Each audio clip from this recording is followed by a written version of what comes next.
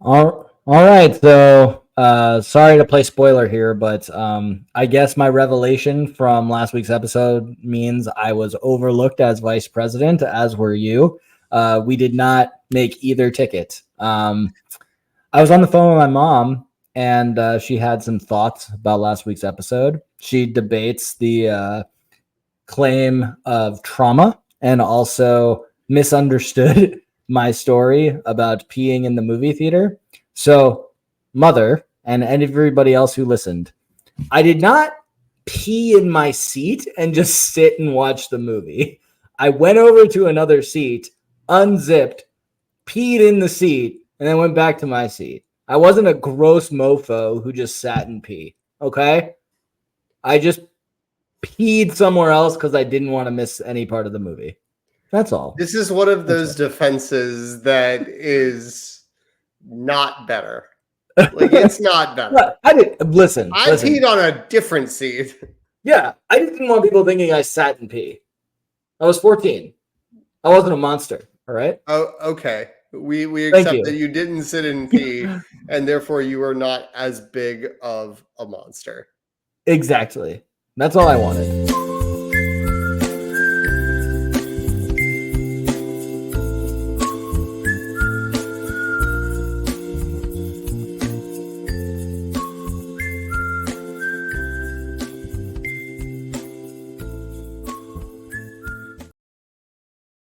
Welcome back to the Working on the Dad Pod. I'm Alex. With me, as always, is Ethan.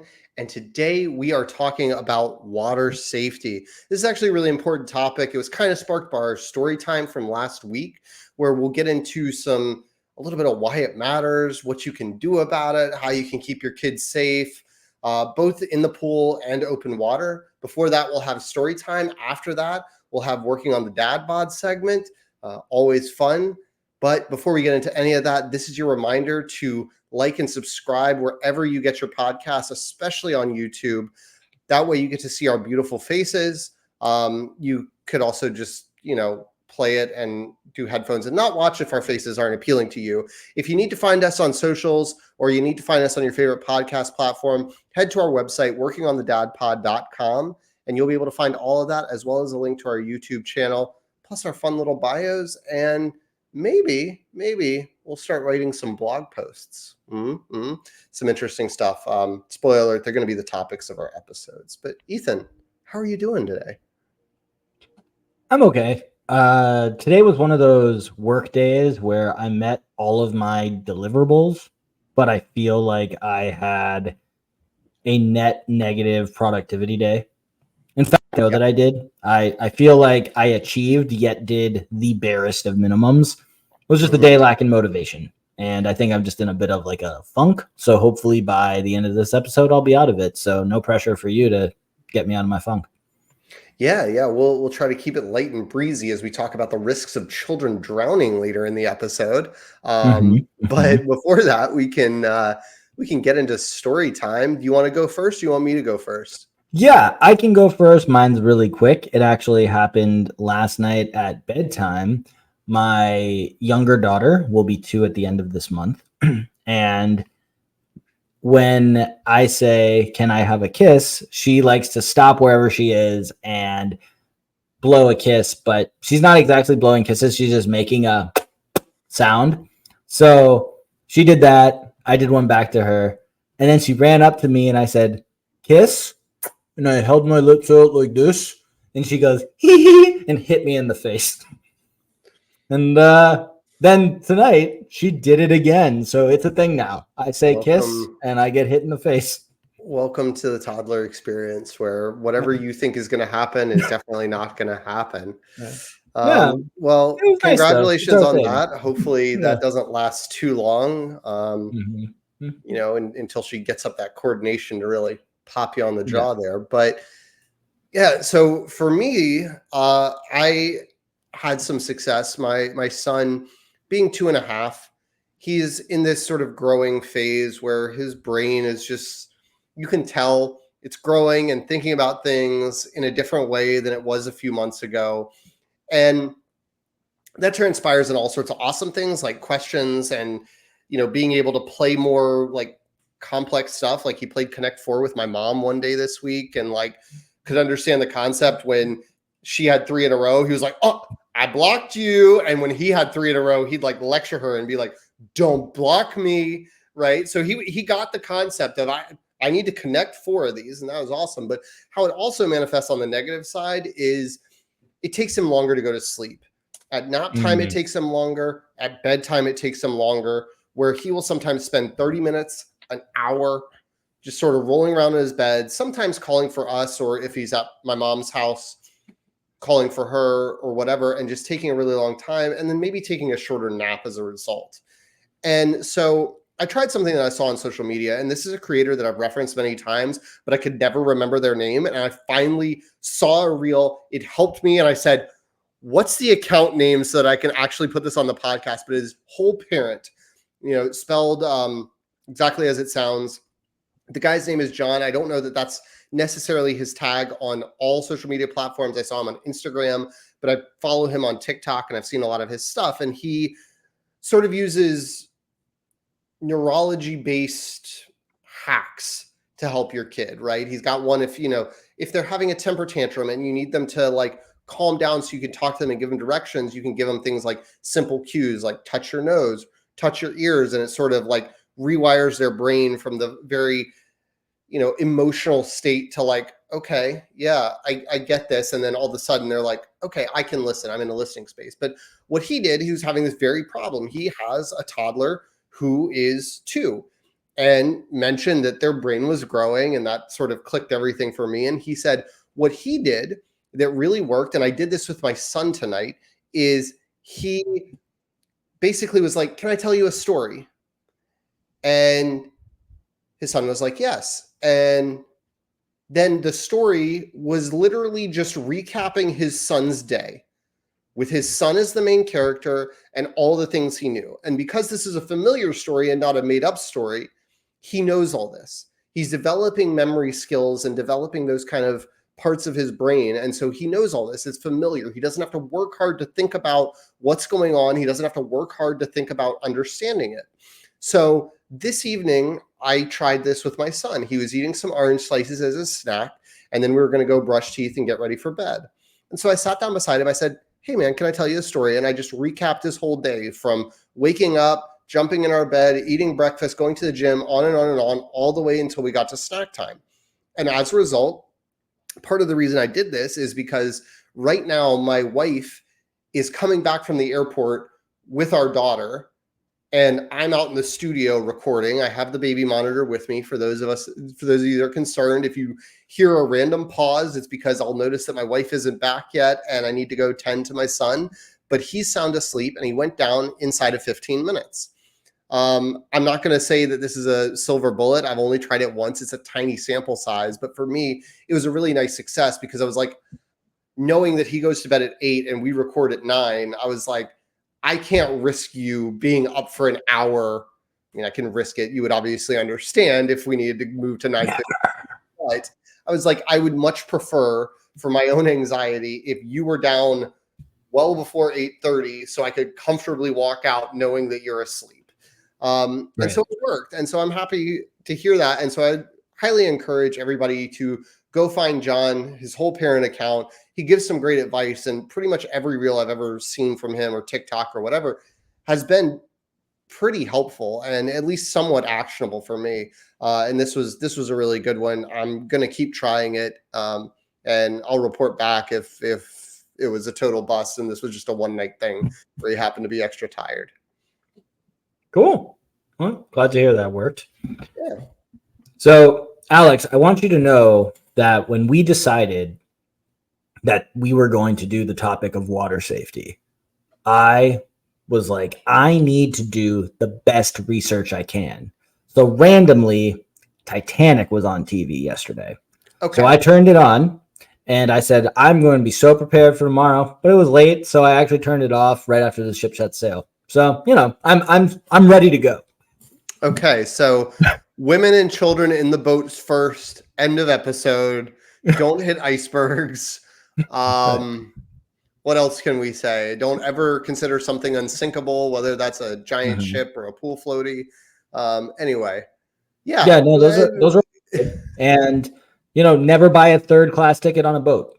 Clearly, they do not care if you live or die. Not anymore. I don't even know if I that's don't know. anymore. I I don't don't know. know if that's Just a thing saying. anymore. But Yeah. if it is, don't do it. I'm not really a cruise guy. Never been on one. Would like to go, Oh, but and if you're bringing your car on a cruise, lock it. oh Yeah. yeah, for sure, Yeah. for sure. You don't want some random 20 somethings, in the back Yeah. seat there, steaming up the windows. But in all seriousness about water safety, this was something that was really important to us, right? Living in Florida, right? The water safety is a big thing, right? One of the stats I found about the CDC says that drowning is the leading cause of injury death for kids aged 1 to 4. And it's the second leading cause for kids 5 to 14, right? So we got a big risk factor pool here all the way up to like 8th graders, freshmen in high school, right? So this isn't just yeah, exactly. A big pool of pool problems. So it's definitely something to be concerned about. And I think a lot of times when you hear stories about kids drowning, whether it's in the bathtub or the pool or the pond or the lake or the ocean, I think it's a natural reaction to go, that wouldn't happen to me.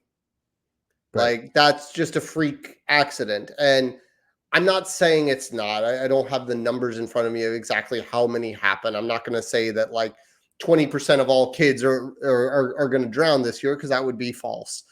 But I think it is definitely something that is also undervalued because people don't think about it, and it only takes a couple of inches of bath water technically for a kid to drown, right? They just have to get the water in their lungs and not be able to breathe. They don't have to be it doesn't have to be water so deep that they're fully submerged.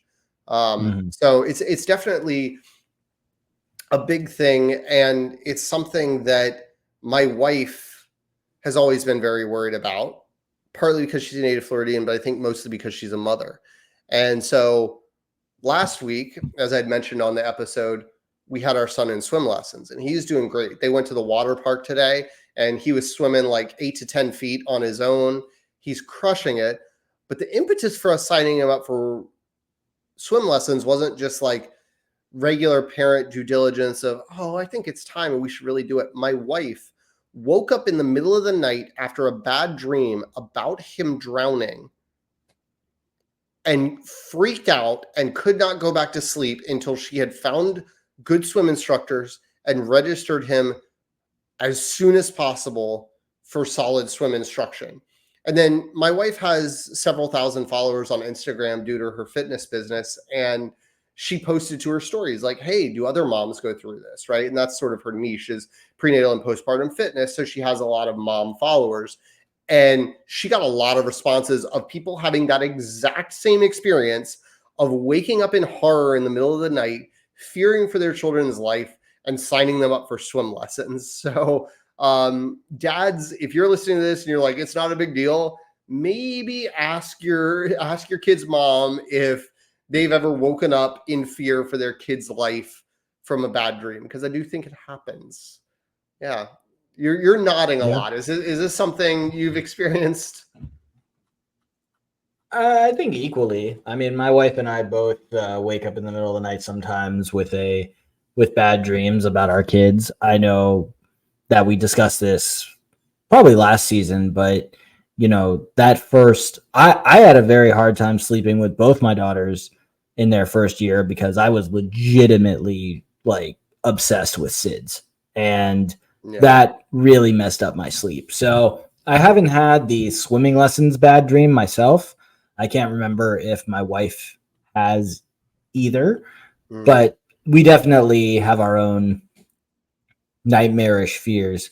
But I do want to say that on the opposite side, through not that we don't want to, but we have actually not done swim lessons with our kids yet. We know that we should. It just like every other thing in the suburbs around DC, just super competitive. And once you're in, you get the priority registration. And we have not actually been able to get into swim classes yet. Yeah. And the closest one is a new county water fitness rec center. And literally they said, this is the day that swim lessons are going to open. And 1 minute later they were full. So don't really know how we're going to do there. I mean, there's unless some of we that want stuff to, that's super competitive like that. And so, I mean, I think sometimes you have to be creative, and I think we'll get into a little bit of how to select a swim instructor. And availability is one of not the only factor, and probably not the primary factor. You don't want just some random 15-year-old that is on their high school swim team, and you're like, yeah, sure, you know how to swim. Those who can teach, right? But some of the risk factors that come with water safety, right? I think one is just simple exposure to water, right? We've talked about bathtubs, obviously, and most kids are going to be taking baths. For the ones that don't, what are you doing? Maybe a shower, hopefully. But kids are going to be taking baths. But then, like I said, for us, not only we have a pool, my mom's condo complex has a pool. Now it's gated and it has one of those pull latches up at the top that maybe my daughter could reach, but my son definitely couldn't. But my mother-in-law, like, our pool in our backyard is an above ground pool that's like sort of buried. And so it comes up above my son's belly button. I'm holding my hand over my belly button, but realizing it's out of camera, but it comes up over that. And we have a hard and fast rule with our kids to keep both feet on the ground anytime they're trying to like touch the water or something, that both feet must stay flat on the ground. So there's no accidental tipping over or falling in. But the exposure, just being around water, my mother-in-law has an in-ground pool that you could just walk right into. We have friends, we go over to their house. They have pools that you could just walk right into. Some of them have fences around them, right? Which is a safety measure we'll get into there. But if you're going over to somebody's house that hasn't built their house around having kids, and maybe it's a house that only has adults, or they didn't get the pool until they had older kids who knew how to swim, then they might not have those kind of safety precautions. But one of the biggest risk factors is just exposure, and then a lack of those kind of safety measures, of barriers, of things that make it easy. Like, we have steps to our pool, but we can remove them. And so we take them out to not give the kids easy access. Like, they would have to climb over the little wall to get in. They'd have to really think about it. They couldn't just accidentally sort of get the steps and get down in there. And, there's a lot of that kind of stuff of just like, for the little kids, it's a lot of like preventative measures and exposure. But then for the older kids, and I'm noticing this more and more with my daughter, as she started to learn how to swim, that where we talk about it's the second leading cause of injury-related deaths for kids ages 5 to 14. That's usually not from a lack of being able to swim through the shallow end or even the deep end of the pool. That's usually a lot more like open water accidents and those kind of things, because they overestimate their abilities. Once they think, my daughter is case in point with this, where it's just like, she can sort of like kick around, but then she loves being able to like be close to grab the wall, or being in water shallow enough that she can stand. And she's like, I'm a really good swimmer. I can swim anywhere. I don't need anybody's help. And I go, okay, swim end to end from our pool.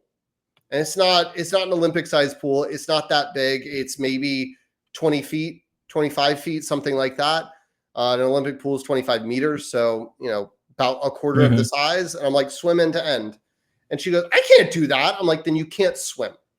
Right? To me, that's the standard. If you can get from end to end of our pool, then you can swim. And then I stop worrying and fretting and telling you all of what to do. I say, jump in. I'll be here to watch you, because obviously accidents can still happen with kids who can swim. But like, I got to be in here with you until you can do that. And there's no exceptions to that rule. So that's sort of where the risk factors are, where I think it goes from just like being able to get in the water but not being able to swim, to being able to swim a little bit and then all of a sudden thinking you're Michael Phelps or Katie Ledecky. Right. For sure. And so one of the ways, for lack of a better term, one of the ways we have gotten around swim lessons is we're always holding our kids when we take them to any and all pools. I mean, we don't want to when we get invited to a pool, we don't want to say no, we can't go because our kids haven't had swim lessons.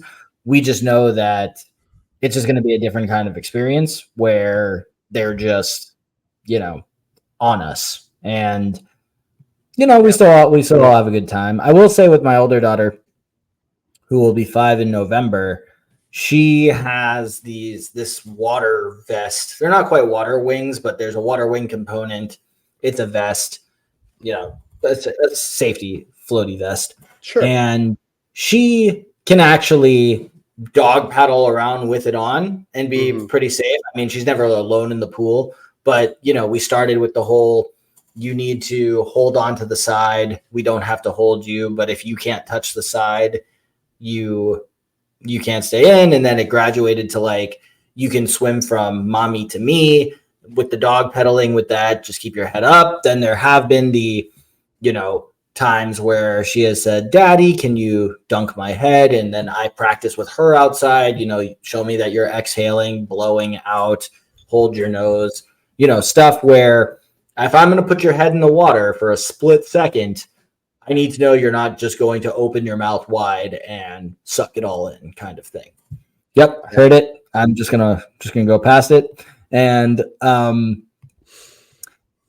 anyway, point is, we've made it work with the limited swimming ability that we're able to do with our kids.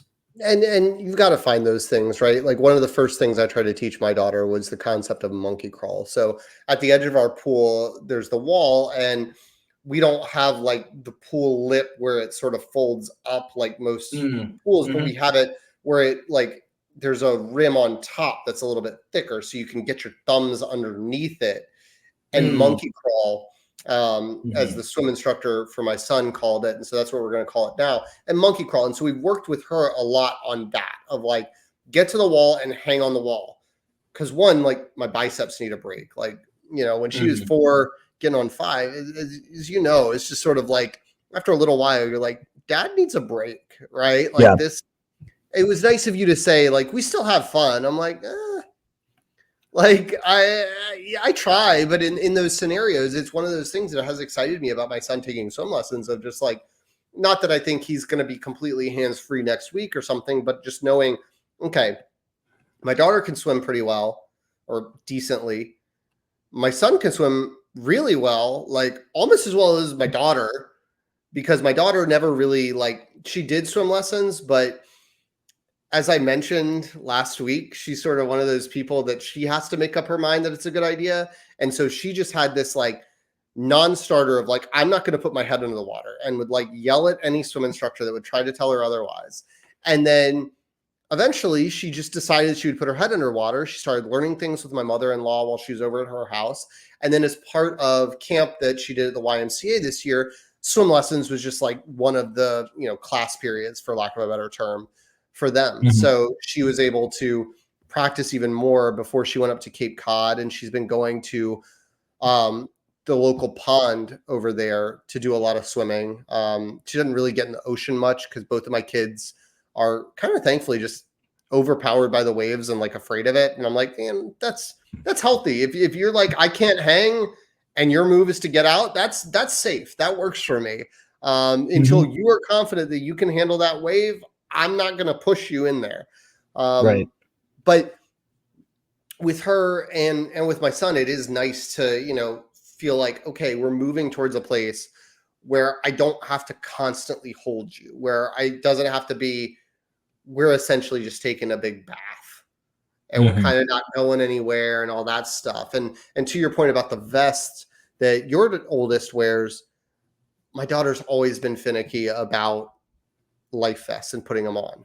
And it's not to say that we let her go anywhere that she should have a life vest. It just means she doesn't get to do the thing because she's so adamant she won't wear the life vest. And that included like my father-in-law has a small fishing boat that he likes to take out to do fishing. And he always wanted to take my daughter. He'd be like, you want to come? You want to come? She's like, yeah, you have to wear a life vest. And she would get all the way down to the beach to walk over to the boat. And then she would just, I'm not going to do it. Not going to wear the vest. Like she, for some reason in her head, thought, if I just get really close to the boat, they can't deny me. and wouldn't wear it. And so for her, pool noodles have been the thing that, grab a pool noodle and get her arms over it, and then she can kick her way around. And that has been sort of her freedom. And then she can sort of like hug it and straddle it and grab two if she needs to. And so we have like 3 or 4 pool noodles because they're really cheap. And so if they tear them up or they get, sit out in the sun and start disintegrating, we can get another one pretty easily. So pool noodles have been a big lifesaver. Again, not, for her to use off on her own, but with our supervision. Sure. But let's talk on some positive sides, because I feel like we've been like, kids are going to drown and we got to keep them safe. And as you mentioned, sometimes it's tough if you're in a situation where you can't get swim lessons, but swim lessons are sort of the answer here, especially to the pool stuff, right? The open water stuff, you got to manage their confidence. You got to manage them from thinking they can do too much. If they can sort of doggy paddle and they're like, I want to do the deep end test, pull them back a little bit. Right. But according to the American Academy of Pediatrics, swim lessons can reduce the risk of drowning by 88%. So you're like, this is the number one cause. Well, if you want to take a big chunk out of that, right, you can reduce the risk of drowning by putting up fences, by having them wear flotation devices, life jackets, things like that, being in the water with them, always being diligent. But you can take a big chunk of the risk out by getting your kids in swim lessons. And so this isn't a lecture to you, because obviously I know you're trying, but for everybody out there who's just been like, yeah, we'll get to that, and it's been you haven't even tried, try. Because maybe you'll find, like Ethan's found, that where you are, it's really, really hard. Where we are, I feel like, relative to the population, we have a lot of swim instructors because we have so many pools. We're 10 minutes from the beach. There's just a lot of access to water. And so there's a lot of demand, and plenty of people are willing to fill that. Yeah. But yeah, do you have any thoughts on the importance and value of swim lessons? Oh yeah, absolutely. I mean, I live in a city now with this thing called seasons, where it's not just, really nice for 80% of the year and then slightly unbearable for 20%. Growing up in Los Angeles, the house that my parents got when I was 10 had a pool. So, I very much knew how to swim before that. But, my mom actually used to be a lifeguard / swim instructor when she worked at sleepaway camp. So us getting swim lessons was always going to be a top priority for her. And we got them right away. And I would, I don't think, because clearly she's a listener with lots of thoughts, I don't think she'll be upset to hear that her granddaughters have not yet gotten swim lessons. I think she understands that everything is really competitive here, as I've complained about many times. But, we even thought once, winter's probably a really good time to do swim lessons around here. Who's going to want to do that? Well, apparently a lot of people, because it was also sold out, not because they were, or filled up, not because there was like not any available. It just, people all had the same idea. They're trying to do it. And again, like with gymnastics and ballet, priority registration is for those who are already in it. And it's really tough, because I'm not going to say, you don't need that in swim lessons, but maybe your kid needs another round of swim lessons. Who am I to say that your kid's just going to get it right off the bat, right? So, yeah. And I'm also, and my wife and I are those parents where, we did sign up for ballet for the whole year in advance, because we said, because one, they won't charge you until 2 weeks before, as long as you pay the deposit. But for us, it was just kind of the thought of, well, right now she loves it, so we might as well be in it. And if she doesn't, then we'll lose our priority then, so exactly. That's the thing. And sometimes you have to have that mindset. But I think aside from just the value of not drowning, right? I think there are other implications for kids, right? And so for my daughter, especially, learning how to swim and be in the water and not sort of be the kid out on the sidelines. Like I'll share from my life experience. Like, I was older than my daughter is now when I learned how to swim, because I kind of like her. She took after me a little bit. I was just like stubborn about it. And like, I didn't want to learn. And like, I kind of doggy paddled and never put it together. And then eventually I figured it out, and eventually I got better through exposure. But, you know, like I had some swim lessons and they kind of worked, but then they just never stuck for me. And the other benefits for her is sort of that social aspect. When you're a kid and you're not able to do stuff, and then you start seeing your friends, right? And I've mentioned this several times. We have several friends with daughters who were born within weeks of my daughter. And so she spent her whole life around some of these kids, and some of them like knew how to like dive down for the like sinking toys and swim in the deep end to end of the pool like a year before my daughter did.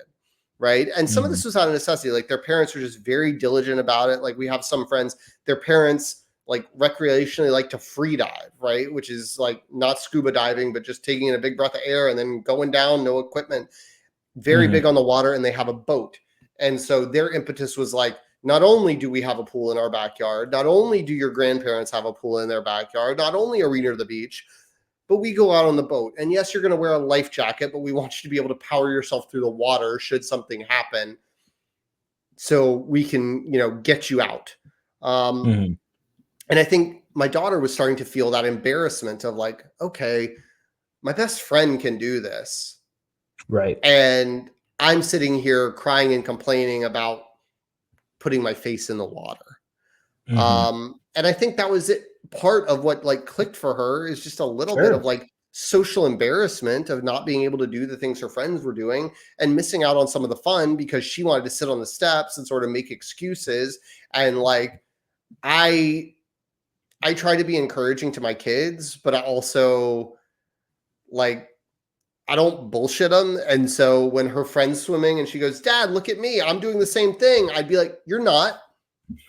You're doing great. Yeah. And it's okay that you're having fun, but what you're doing is not the same." Because again, that sort of confidence thing, I didn't have the data that this was such a big risk factor, but I was just like, I don't want you thinking that you're solid here, that you're good to go. And you have many talents. You are reading well past these exact same friends. There are plenty of things you can do. So if you're feeling bad about this doesn't have to be your thing, but let's be very clear that you grabbing on the wall and kicking is not the same as her diving down in 6 feet water to get a little stick off the ground and come back up and swim to the steps.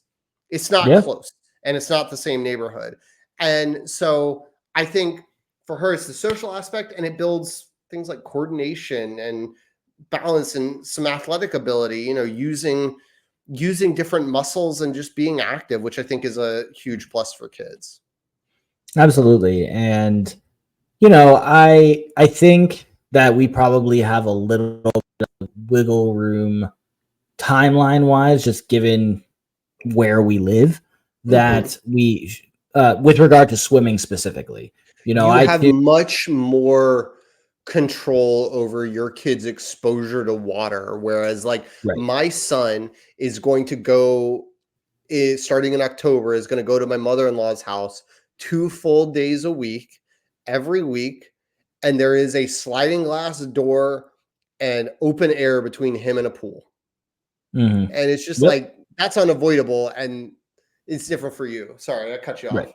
No. I was simply just going to say, with regard to the social aspect, more so than the safety one, it's not like there's a lot of pool based activities outside of May to September where we live, right? Sure. And again, very few people we know have pools.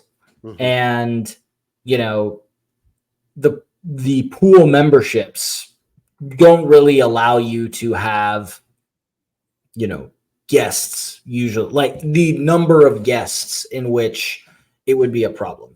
It's not like I can join the county pool, any of them, and then say, "Oh, we're going to do my daughter's birthday party there." That's not something that we can do with the way their memberships work. You know, I think it'd be different if we were part of like a private club, maybe. But speaking of which, I want to tell you just a quick aside. So we did get off the wait list for a private pool, and the fees for it for 3 summer months was, I think it was $1,800 for a new family, and then a new member $1,800 assessment. So my thought was, you want me to pay $3,600 for 3 months of swimming, knowing I'm not going to be I there can get every a day? golf membership for that. Like, Yeah, I'm not gonna yeah. carry my kids around the pool for 3.5 grand. And look, I get that there should be initiation fees, but to put the entire assessment fee on new members, no one's ever going to join that, and then the pool's going to look like crap. That's I insane. I own a pool, as I've already mentioned, Yeah. and therefore I buy chemicals for the pool and maintain the pool.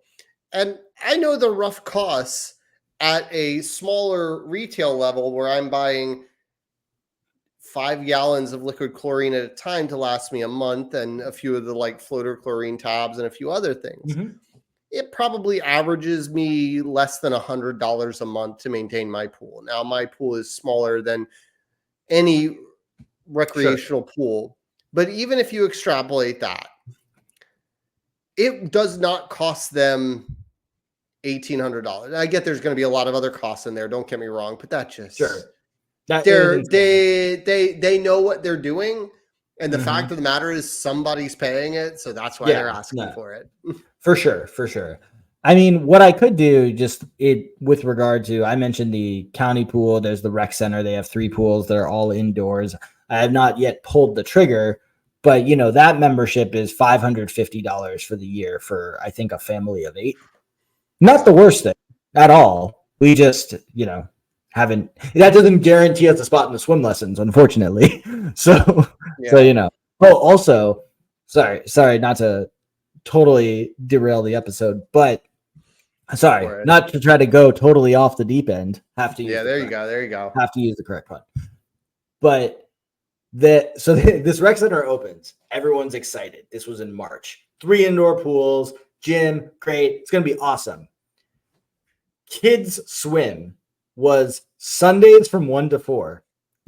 When all of our kids nap was the Yeah, time. that's one of the things we have. We have a pool at our YMCA where we're members. Mhm. I've obviously mentioned that quite a few times, and my wife was looking at the swim schedule because on days like today where we didn't have school, there were no camps, our son was home, she was with him all day, and the family swim at our Y is 12 to 3 every day. And you're just like, okay, what are we doing here? Like this Yeah. isn't. He's got to be home no later than 12:30 for his nap, and then like if he needs something to eat or takes his sweet time, he might not go down to 1:30, and then he's probably going to be up at like 3. Mhm. So that's kind of shot. We haven't gotten a clear answer on what that means because like I didn't know that was the family swim time, and there was one Saturday where I just took him at 10:30, and nobody seemed to complain. Yeah. It depends. Obviously, it's place to place, and the Y does not charge us. Well, the Y charges more than $550 a year, but we get a lot more than pool access for it. So, Right. Yeah, no, for sure. This is one of those, I think when they say kids swim, it's when the designated kids pool has the lifeguards. I mm, think is the so basically we'd be in a situation where, you know, it's just unless you're in the pool with the kids, you, you know, there's no one yeah, there watching them. Yeah. yeah, and that makes sense. But Yeah. let's talk about since we talked about swim lessons. I think it'd be helpful to give people some tips on choosing a swim instructor. I'll start just because I've done it several times now. I think 3 times, 4 if you count when I took my daughter to the Y for like group swim lessons when she was less than a year old. And even then, Mhm. she was very adamant about not putting her head under the water, but she was like 8 months old. So I kind of get it. Really Mhm. freaky for an 8-month old. But the first thing I would say um, is talk to your friends, right? And get recommendations because you can do 2 things, right? It's one thing, I think Google reviews are great, whatever review platform that you can find on a teacher. I think that's great to get to see what strangers do, but you can get more understanding of the experience from people, people that have been through it. Obviously, that's if you have multiple bookable options available to you. I think that's where it comes in. But if something's always booked up, you can probably also assume it's pretty good. But the second part of that about asking your friends is then you can watch their kids and you can go, yeah, that's not what I'm looking for. Or you can go, oh yeah, that would do it. If my kid could do that, I'd be happy. Or they're just doggy paddling. And I think it's fine to have different goals, but I think the first step is sort of defining what your goal is, right? So for my daughter, if I was going to put her in swim lessons now, it would be, she knows how to doggy paddle, put her head underwater, kick around, get where she needs to go. But it would be more, this is how you move your arms and how you kick your legs and how you coordinate everything together to get more into a freestyle stroke, and how you can turn your head, pick it up out of the water, all that stuff to sort of keep swimming for longer distances. With my son, the goal is very simple. Swimming 8 to 10 feet, right? He went to the water park today with my wife, because, why not? And he was swimming 8 to 10 feet, but the goal for him is not to have him mastering the freestyle. It is to practice and hone the skills to get back to the wall, right? It is drilling in his head, get to the wall, get to the wall, get to the wall, get to the wall, and teaching him how to climb out, right? Because it is trying to prevent the scenarios of him falling in and drowning, that building those gut reactions of, if you fall in, what's your move? And so looking for that, you can get these kind of things. And when we were first doing my daughter's swim lessons, we went to the aforementioned friends who have good swimming kids and own a boat and have all the needs for it, yada, yada. And they recommended who their oldest daughter had gone to and described the style. And it was very drill sergeant-y. It was this is going to be super intense and they were going to hate it. And then they're going to come out swimming. And I was just that's not for my kid. Yeah. It's not even not for my kid. It's not I have some, it rubs me the wrong way. Don't get me wrong. But I'm there's a part of me that's if it works, it works. But it's also knowing my daughter and knowing the difference between her personality and her best friend's personality, where her best friend is much more go with the flow kind of thing. And how my son kind of is with swim lessons, okay, I'll do it through the tears, but I'm going to let you know I'm sad. Where my daughter would be in a corner screaming at somebody no, that's what I meant. I'm coming right back at you. Right. It's not right. That's what I meant. When I say that's not for my kid, your kid, so you know how they're going to react. Exactly. It's I know my kid, I don't think that'll work for her. I think that actually may instill more fear of the water in her and make her not want to go. Could be wrong. We never tried it. We went with another highly reviewed, recommended from some other people we know, swim instructor. And again, my daughter did pretty well, but she just struggles with the trusting the swim instructor that everything was going to be okay. I've got your head. We're going to practice back floating and you need to relax. And she would just stick as a board, cave her butt in, cave her stomach in, her butt would sink down. She'd start going down and then she'd freak. And it's you weren't doing anything. If I tell you that you have to take the basketball, put it in your hand and go like this, and you start going like that and throw it to the side. Yeah, no, you're not going to get it right. Right. It's the same kind of deal, but she was that stubborn about it. And so with our son, we actually had a really great swim instructor that I would highly recommend if you're ever in the Stuart, Florida area, H2O Kids. They are fantastic. Their methods were a little unconventional, but definitely not drill sergeant-y. We went to the same water park that my son went to today, but they have a lap pool. And their methods, they get the kid, they introduce themselves and all that stuff, get to know them, and then they bring them in the water and warm them up, but the parents leave. Not leave the whole facility, but basically, there's concrete pillars, there's walls, there's bleachers, there's places you can hide and still see it, kind of in spy mode. And they're basically make yourself not being able to be seen. or not able to be found, because when they freak out, they're going to call for you. And if they see you, then their mind's going to all of a sudden be like, I need to get to mommy or daddy. And they're not going to be able to like recover well to do the rest of the swim lesson, which is only 30 minutes. And so they would do things where, essentially like their move is like they're putting his head underwater, they're practicing it, and then they're teaching him how to kick and swim to the wall. But you also do things where you like take your hand and hold it just gently on the back of his head to keep his head under the water until he gets to the wall. And like my brain would have never thought of that. My brain would have been like, kid wants air, let him get air and let him keep going. But what happens is when kids are that young and their eyes hit the surface, their mouth opens ready to breathe and they suck in water because their mouth isn't above the surface yet. And so by teaching them to keep their head underwater until they grab the wall, you prevent them being 5 feet away from the wall, sucking in water and freaking out. And so by the end of it, they're practicing things. And the things they're practicing is not just like, okay, we're going to teach you to swim to the wall, go, but also like, we're going to drop you, we're going to drop you in the water and then like teach you to turn around. And so we'd be like, hey man, here's what you're going to do. We're going to drop you in. You're not going to come to mommy or daddy. You're going to, go to the wall. And so you kind of put your hand on the back of the head and help him with the turn a little bit. And just so he knows it, and you get that muscle memory.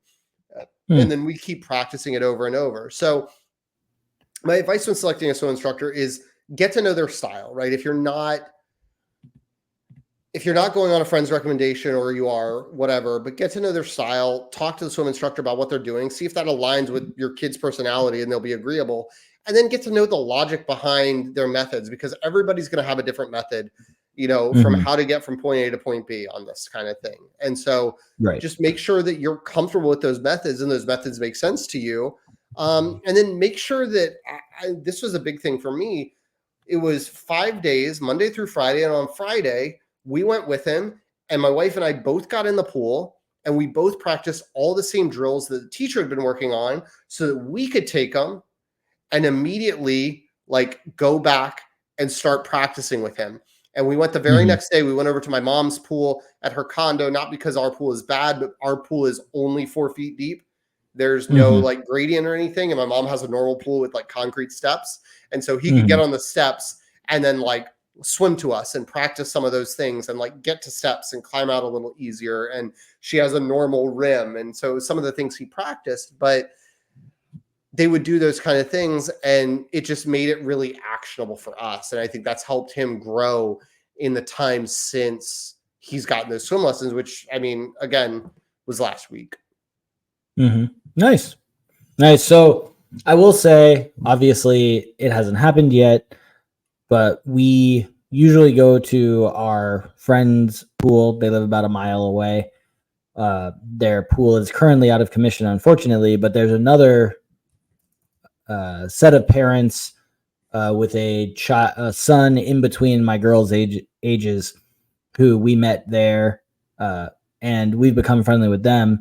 One of the mom is actually a certified swim instructor. So she had actually said, knowing how difficult it is to find swim lessons around here, that, if it worked, she would be happy to teach our kid how to swim. So, we just need a pool to do that in. But at least that is an option if we are still having trouble finding, a time slot where our kids can learn with other kids so they're not by themselves. Yeah. And I think I would say this too. I don't have statistical evidence on this. Both of my kids, we did one-on-one stuff.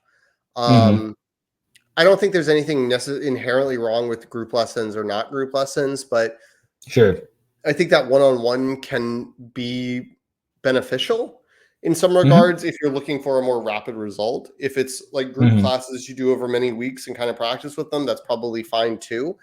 But it obviously there's a cost component, right? Because if somebody is teaching 6 kids, they're probably going to charge each of those 6 kids a little bit less because their time isn't being used up anymore versus one-on-one. Right. They're like, okay, I've got one kid in each slot. I'm going to have to charge that one kid more. So that's always a consideration. But if you have somebody that you know, it's really great. The other thing I would say, and looking for it too, and I'd maybe recommend this to you, if you get to next summer, and or let's be real, next January, and you're looking at summer camps, some summer camps do include that as a thing. And so it can be a nice sort of add-on of like, okay, we got to send her somewhere. She needs, we need childcare. She's got to be somewhere. Let's send her to a camp that also includes swim lessons. And that way we get an added benefit of she's doing it with all of her group mates. And I've been a camp counselor at such a camp, and I can tell you that it definitely does breed confidence. I was a counselor for like rising first graders, so right above our daughter's age group, and just like it definitely can help. It's definitely better than nothing. Even if it's a high school student, they have to have a certification in most cases to actually teach it. So that can definitely be beneficial too. Either way you go. Yeah, definitely. For sure. Cool. So I would just say the last thing I want to say is just to recap some of the basic safety stuff. Aside from swim lessons, make sure you got your ducks in a row. And if you got a pool, try to get a barrier. And trust me, do as I say, not as I do on that one. We don't have a barrier because I think my wife is hemmed and hawed about whether we're going to remove the pool entirely every time we talk about adding more protections to it. So, but life jackets when you're out on the open water, all the basic stuff, and then watch them. Don't assume everything's okay and be scrolling on Twitter, Instagram, or checking emails or something like that. Be active and attentive. If you're not in the pool with them and maybe they're playing on the steps, just be ready to watch them. My wife had a scenario. We were at a friend's birthday party. She was there with my daughter. I was hanging back because my son needed to nap. It was when he was much younger and napping 2-3 times a day.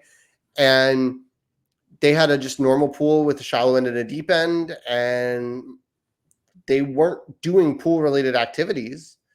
But my daughter saw a float in the pool and decided that she was Carl Lewis and could long jump to it. Shout out to the Olympics. And tried to and missed and couldn't swim, because this was couple years ago, and my wife's sitting poolside watching her, and fully clothed had to jump in the pool and save our daughter's life. And it was great that she was watching her, and it was traumatic for everybody, and it stuck a lot for my wife, who obviously was not planning on bringing a change of clothes. So she was just wet. But yeah, it really can be the difference if you're paying attention, because kids are dumb and they do dumb things. So you gotta watch them. So you just triggered a memory for me. So I'm going to shout out my father right now. My brother and I did swim lessons at our neighbor's pool because for the three of us, my neighbor, my brother and I, they brought in a teacher, and, I think the parents split the cost at home, do the pool. So my younger brother was refusing to get out of the pool. And this was in the time before cell phones. I remember my dad took off his shoes and shirt and was still in his slacks from work and jumped in and grabbed my brother. And I want to share that because this was a time that my dad just knew I have to do this. There was no consideration of, is my phone in my pocket? Will I need to buy all of the rice in the world? He didn't have to choose between buying a new phone and saving his kid. And that is something that we'll never get to experience, So cheers to the old days. Most of the phones can handle it these days. Unless you got a cracked up phone, most of the phones several generations back can handle it. I get listen. I get the skepticism. We went to college in Miami, and firsthand that multiple times my dumbass just had my phone in my swimsuit pocket and walked into the Atlantic Ocean and ruined it. And so I got in a habit of just I was buying the cheapest possible phone I could at the phone store every time, because I was like, I'm going to do something dumb with it. Like I I'm gonna do lost a phone. something dumb.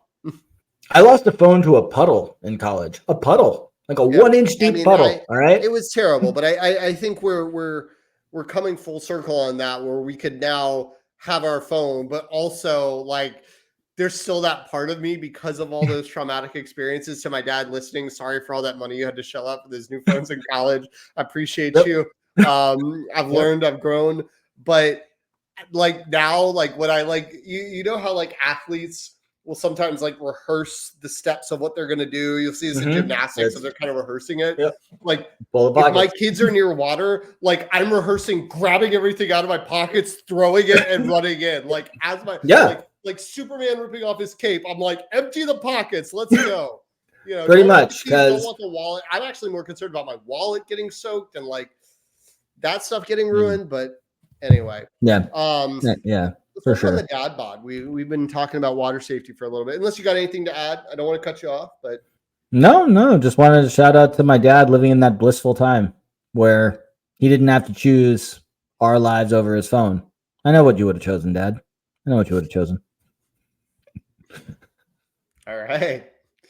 So we're working on the dad bod. Since you went first in story time, I will go first in Great. dad bod time. So last week, I mentioned that I was just going to start talking about some interesting things that I'm doing, that aren't necessarily like the weight loss stuff, for self improvement. And so I mentioned doing some uh, mobility things like end of range movements for strength training. But one other thing that I have been working on sort of in conjunction with that and trying to like fix my movement patterns is a very weird thing that is very specific to me. But my so you have your feet, and for those that are not watching, like I'm just holding up my hand sort of in the shape of a foot, and you have an arch in your foot, right?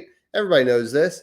Well, one of my feet, my right foot, is much flatter than my other, to the point that when I was growing up, like I could legitimately be a half size different on each shoe, and like where the knuckle lines up, like my feet, my big toes, if I put them together, would kind of line up askew like this, where they would sort of fit inside each other nicely, but not be aligned.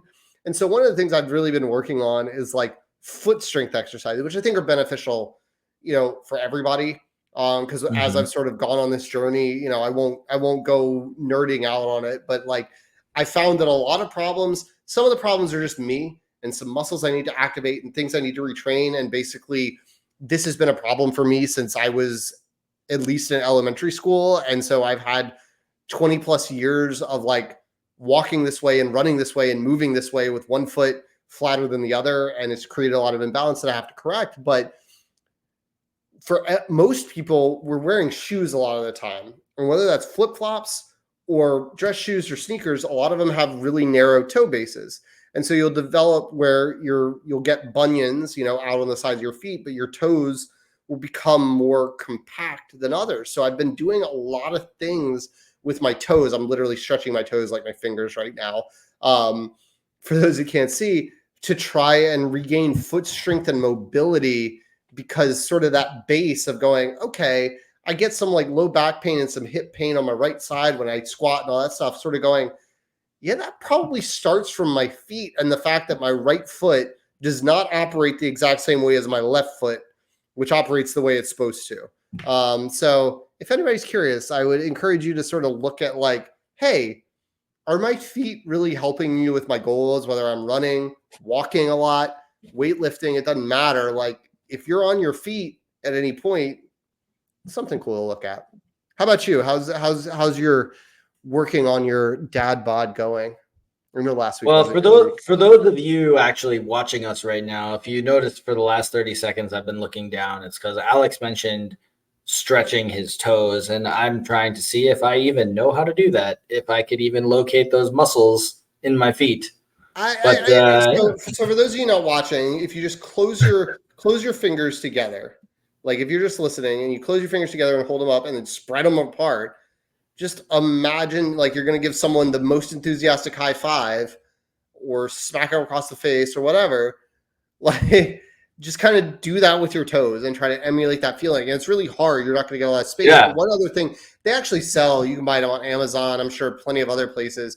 I haven't invested in one, but I saw George Kittle doing this in that Netflix series Receiver, where to help him out, they actually sell toe spacers. So they're just like foam things that you can stick between your toes that'll just like stretch them out a little bit wider than they would normally go. And that can be sort of a way to get a little space and sort of feel those muscles.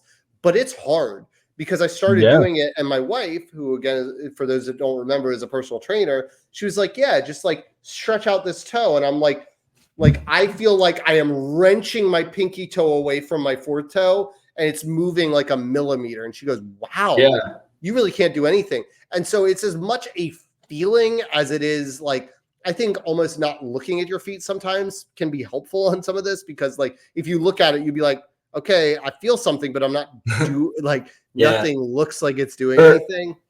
But for me, it's just kind of, go ahead.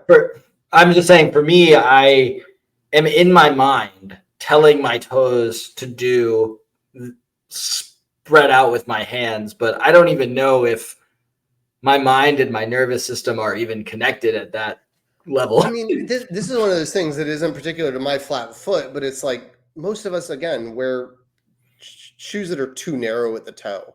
And I'm going to correct this. I need new gym shoes, and I'm going to correct this with some wider toe ones. And a lot of shoe companies are starting to address this with wider toe bases to help people, more naturally. Instead of all that kind of and all that. But yeah, it's like really hard. And so I think the thing with this and what I was talking about last week about end range mobility, it's very much not like a thing that you fix in a week. It's a thing you practice once or, a few times a week for a really, really long time to get where you need to be. And it's just about the fact that you're working on it means you're reversing the damage, because we've been wearing shoes since we were 1-2 years old. Like, this is a very common thing that people have been in shoes, cramming them around. If you're older than us, we're both 35. If you're older than us, you've been doing it even longer. And so it's like, I'm not saying it takes that long to reverse, but it takes a lot of concerted effort over a long time. If you go, okay, it'll take me a year to reverse, that's 1/35 of the time it took me to develop the problem. And so that's a pretty good rate in perspective. Sure, for sure. So yes, you asked me how I'm doing. I don't really have a long story. I mentioned last week I got back up to 190 after, being on back-to-back vacations and living the resort life. I weighed in full nude right before this recording, and I was back to 187.8, so dropped 2.2 pounds since last week. I think part of that is just reversion to the mean, back to the normal amount of calories intake, the normal amount of slightly less than the normal amount of exercise this week, if we're being honest, but just the normal routine. So hopefully the normal diet, right? Like your body, anytime you switch diets, it's going to fluctuate. I think that's just, I haven't been resort drinking since I got back from vacation, So, and that probably last night, my wife and I split a beer. That's like the amount I was drinking yesterday. We wanted to. She picked up a new 6-pack the other day when it was raining, and the only place she could run into in between the metro and the school was the liquor store. So she ran in to wait out the rain, and she said, "Oh, I should probably try something." So she bought a 6-pack of something. Probably buy something. So she bought a 6-pack of something, and last night I said, "Oh, do you want to try it?" Because it was late. Neither of us were trying to drink, so we each had half a beer. So that we don't normally just have. I much prefer the scenario where your wife is just taking shots from liquor bottles because it's like, I'm here, might as well. No, right? But exactly. So I think that can definitely help. I'm sitting here drinking a beer, but it's going to be my only one of the night. And my big goal for the next week is I want to get back into tracking my calories. My weight hasn't fluctuated. I just want to make sure that I'm not like setting myself up for failure right now by like letting it go. I don't think I would love to, as I mentioned many times, get back to a get to a place. I don't want to say back. I've never been in a place, but like get to a place where I can sort of intuitively eat at the body weight I want to be at without like going up to 185, 190, where I just feel like my body fat's a little too high, you know, and I'm just not at my healthiest. So if I could stay, I'm still at 172. So I'm like, if I can stay in this 172 to 175 range and like not have to think about, you know, what I eat, some of the things that I've taken on this weight loss journey of like more protein, more fiber, right? Eat what you want, add what you need is a slogan that I've heard across the internet. And I kind of love that, of like, get the flavors and the profiles you want and don't just eat chicken, rice, and salad because that's what you think you have to eat to lose weight. Eat what you want, but figure out how to, like, you know, I saw a hack that people were like, you know what I do? I'm like, it's like, I really want pancakes, but like maple syrup is super calorie dense. So I put like a teaspoon of it in some Greek yogurt, and then I drench my pancakes in the Greek yogurt, and it creates this sweet mapley syrupy flavor, but it gets me a lot of protein.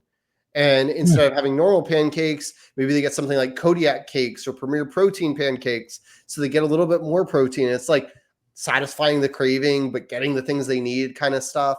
And I don't recommend that for everything, because like I see people all of a sudden like being like, craving pizza, have this cardboard with turkey pepperoni on it. You're like, no, like if you want pizza that bad, go have pizza, but have a slice or two moderated in that way, satisfy the craving, right?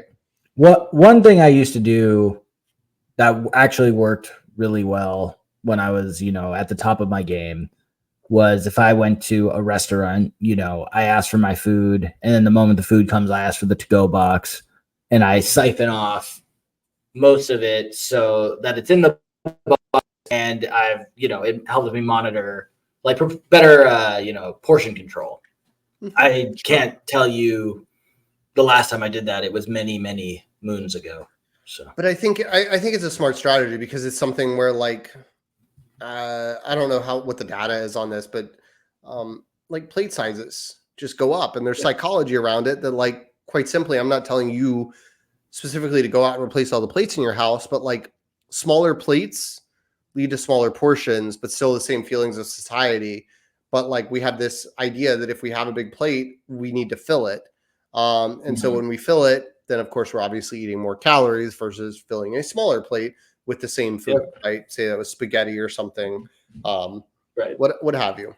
So yeah, there's some psychology to that, of just like figuring out ways to limit portion control when you're not in control of how much food gets delivered to you, necessarily. Obviously, because different restaurants, but. Right. And to me, I liked that better than the, you know, the different brand that has the extra stuff you need, because, you know, if you do notice that it tastes different, you know, it's not what you want, right? Yeah. So if you can get yourself happy eating just less of the thing, right? You want, and you know, and that goes back to, so it's the same concept of my pizza comment, that I think when you get to a better place with intuitive eating, that not you, anybody, when you get to a better place with intuitive eating, satisfying the cravings is a very, very valid thing. Like if you crave candy, if you crave chips, if you crave pizza,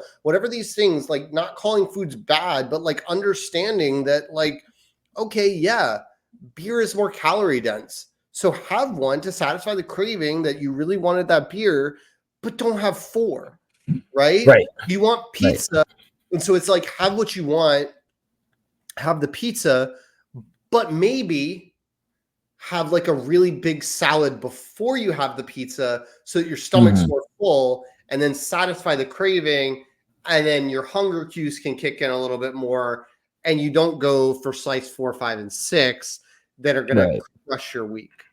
Right. Yeah. Exactly. I think it can go either way. Like if you're the type of person that is like, no, I want to try all the like keto versions, low calorie, high protein, whatever versions of things that use all these special ingredients or whatever, do that. With those sometimes, because it's like, okay, you're going to make a pizza, but you're going to like use fat-free cheese, and like I can't stand fat-free cheese. Like I can do fat-free yogurt, but I'm like, nah, cheese needs that grease, man. And that's okay. And again, it's different for every food. Like I will die on the hill that reduced fat peanut butter tastes better than regular peanut butter. I have thought that for years. Yeah. You know, and it's only a 10-calorie difference. So I don't actually know what it is they're doing, but it just tastes effing better. I don't understand. It just does. And this is not just like store brands. This is Jif. This is the other one, the blue one.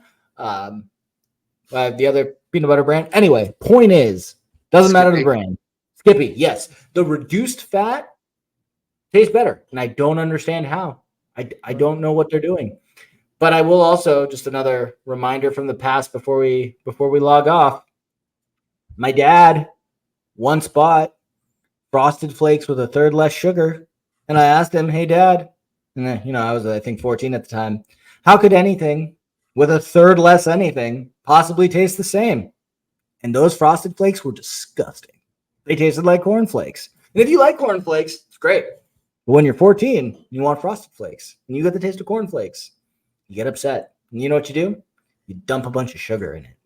Yeah. And so I think that's the kind of thing that, like, you know, I won't try to derail us too much longer here and get to the finish line. But I think there are ways that, you know, again, it's more, it can go both ways. You can go either way. But like, if you're like, okay, these substitutes don't do it for me, find ways, usually beforehand. I personally like to do it beforehand. Like if I know that we are going out to eat somewhere that doesn't have what I would call a fiber and protein laden menu, say Olive Garden, not to pick on anybody, but or we're going to somebody's house for a cookout and I have no idea what's on the menu or whatever, going to somebody's house for dinner, I will try to drink a protein shake, right? Just with water and protein. And that's not going to satisfy any cravings I have, but it's going to fill me up for like 130 calories or something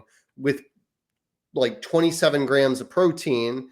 And so by the time I get to all the food, I'm just not quite as hungry for it. I can take smaller portions of those things. And I think those are the kind of things where it's like, it doesn't have to be a protein shake, but just like if you have like a go-to satiating snack, sort of getting that down as your appetizer before those main events can really just sort of curb those cravings.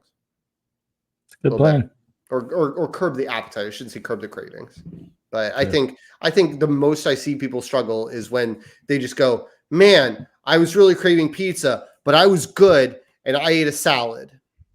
You're still going to crave the pizza, and eventually you're going to break, and you're probably going to break a lot harder than someone that allows themselves to eat a slice of pizza when they really, really want pizza. Right. Probably true. Probably see a lot of studies on this about, you know, diet rebounds and a lot of advice from experts. So if you're out there and you think foods are bad, stop.